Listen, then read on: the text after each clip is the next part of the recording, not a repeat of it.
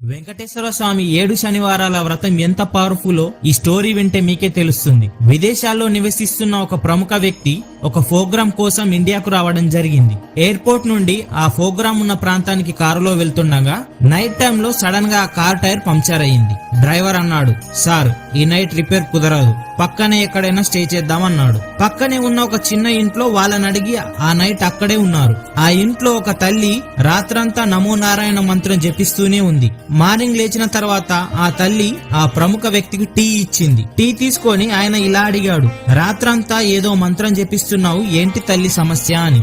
ఆ తల్లి పక్కనే పడుకున్న తన కొడుకుని చూపించి ఇలా చెప్పింది, సార్ నా కొడుకు మెదడులో ఒక కణితి ఉంది, ఇక్కడ ఎక్కడ ట్రీట్మెంట్ కుదరడం లేదు, మలేషియాలో ఉన్న ఒక డాక్టర్ మాత్రమే ఆపరేషన్ చేయగలనని చెప్పారు, కానీ అంత డబ్బు మాకిక్కడుంది సార్, అందుకే అంత దేవుడి మీద భారం వేసి ఈ వ్రతం చేస్తున్నాను.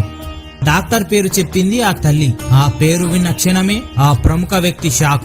ఎందుకంటే ఆ డాక్టర్ అతనే కాబట్టి. ఆయనకి ఒక్కసారి మాట రావడం ఆగిపోయింది. ఏమీ మాట్లాడకుండా లేచి ఆ వెంకటేశ్వర స్వామిని తలుచుకొని ఇలా అన్నాడు, స్వామి నువ్వే నన్ను ఇక్కడికి పంపావు, నీ లీలలు నిజంగా అమోఘం స్వామి, ఇది యాదృచ్ఛికం కాదు, ఇది దైవ సంకల్పం.